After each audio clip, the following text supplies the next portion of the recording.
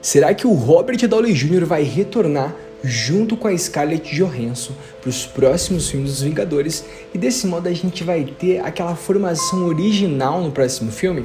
Vem comigo. Gurizada, desde que saiu a notícia que o Jonathan Majors não ia mais fazer parte da Marvel, tudo que estava conhecido atualmente, tudo que a gente tinha como certo no calendário da Marvel, mudou. E os executivos da Marvel nessas últimas semanas, os boatos que estão sendo ditos, justamente até mesmo o próprio Daniel RPK, que é um insider famosíssimo, que é um cara que acertou muitas vezes nos vazamentos da Marvel, falou que a Marvel e os executivos estão começando a fazer um planejamento para trazer antigos atores de volta, justamente por essa fase tão baixa que a Marvel está vivendo nos últimos meses, nos últimos anos, A gente sabe que a fase 4 foi um fracasso, a gente pode colocar tendo, 3 filmes, 4 produções que puderam se salvar de algum modo, e o fato é que isso fez com que os executivos decidissem trazer antigos atores de volta, e justamente os nomes cotados, seria o nosso Tony Stark e a Viúva Negra. Mas a grande questão, o que acontece, a gente tem no próximo filme da Marvel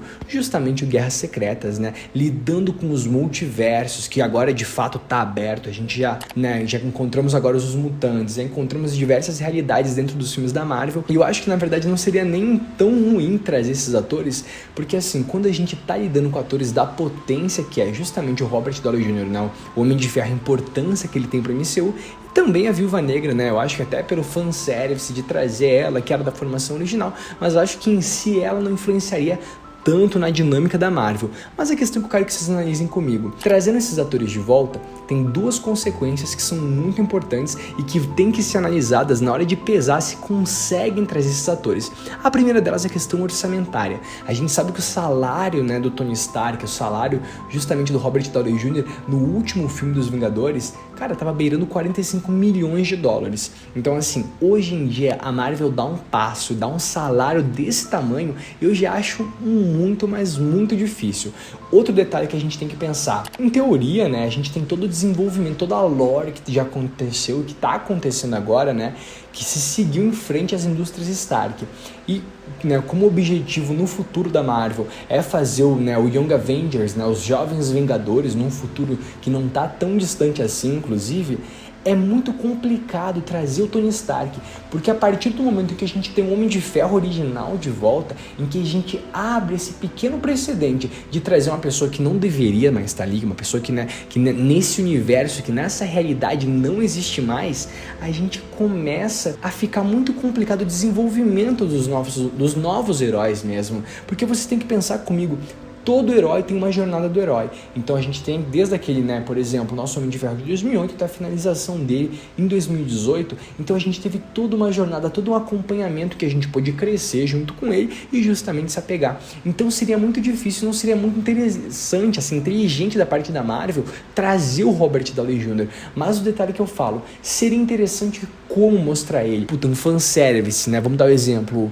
Homem-Aranha do Tobey Maguire, Homem-Aranha do Andrew Garfield. Eles tiveram um papel essencial, mas teve todo um contexto e não influenciou tanto assim, porque era só o Homem-Aranha, e a gente ali viu, justamente a jornada do herói, a gente conseguiu se ligar muito mais ao Tom Holland, tanto que pelo menos isso trouxe aqui no canal já pra vocês, depois do filme Homem-Aranha Sem Volta Pra Casa, pra mim foi a redenção do Tom Holland, justamente porque eu consegui ver um desenvolvimento que eu queria muito ter visto, e que eu consegui ver, pra mim que foi, a cereja do bolo, assim, uma finalização muito bacana da trilogia original do Homem-Aranha.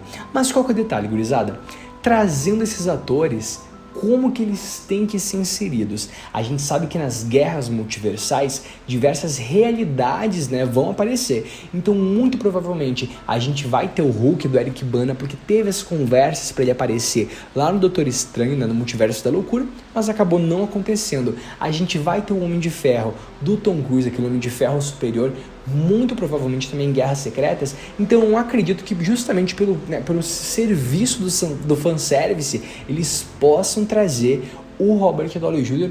Mas assim, vamos dar aquele exemplo. Abriu um portal, apareceu por 1 minuto, 2 minutos, 3 minutos e encerrou a participação ali. Porque a gente tem que saber também entender que novos personagens têm que ser desenvolvidos ao longo dos próximos filmes. A gente também não pode se apegar àquele Esquadrão de 2012, porque o fato é, Thor já está velho, né? Em teoria, o Thor ainda tá lá, mas, né, a gente já sabe que ele não é mais o foco, a gente pode colocar isso claramente, né? A gente tem o Capitão América, que tá velhíssimo, a gente nem sabe onde ele tá, mas que a gente sabe que ele virou, puta, um velho gagá.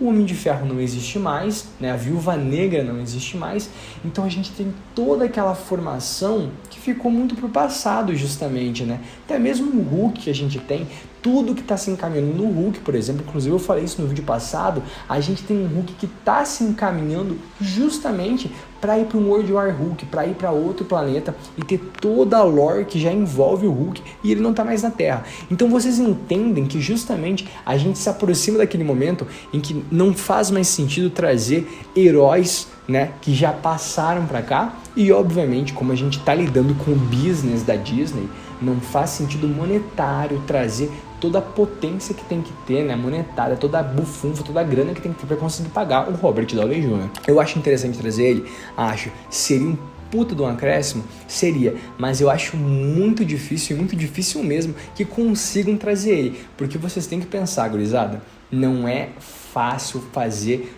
todo, né, um pagamento desse valor. Vocês têm que comparar com os pagamentos dos outros atores, né? Um dia a gente pode pegar e sentar qual que é o ator que mais bem ganha, que mais ganhou nos filmes da Marvel, e vocês vão conseguir ver estritamente a diferença desses salários, porque é surreal e é de fato muito diferente. Outro detalhe que vocês têm que pensar: quando a gente está fazendo toda a análise, né, se irá trazer esses atores, não se trata, eu acho, de trazer só eles. Quando a gente lida com o multiverso, a gente lida com as diversas realidades. E todo mundo aqui nesse canal tá cansado de saber, a gente que é fã da Marvel, tá cansado de ver as diversas realidades que tem, porque isso foi muito bem trabalhado com a gente. Porém, o fato é, quando a gente tem que pensar no que pode vir a acontecer, a gente, além de ter o Hulk do Eric Bana, a gente não vai ter o Hulk do Edward Norton, isso já tá extremamente fora de questão. Puta, a gente pode ter, por exemplo, o Senhor Fantástico do John Krasinski, que seria incrível ter de novo o Reed Richards ali. Aquele Reed Richards foi uma versão que pra mim ficou sensacional, né? Poderia aparecer junto com o Pedro Pascal. A gente sabe que os Reed Richards, por exemplo, eles têm um conselho multiversal. Então, puta, seria uma puta abertura pra fase cósmica do Quarteto Fantástico, pra um eventual segundo, terceiro filme do Quarteto Fantástico. Então, assim, vocês veem que a gente tem muito pano pra manga. E o fato é, a que ponto aqui, eu acho que é até interessante a gente deixar a pergunta pra vocês: a que ponto que vale a pena trazer esses atores de novo, né? Por que seria tão bom assim?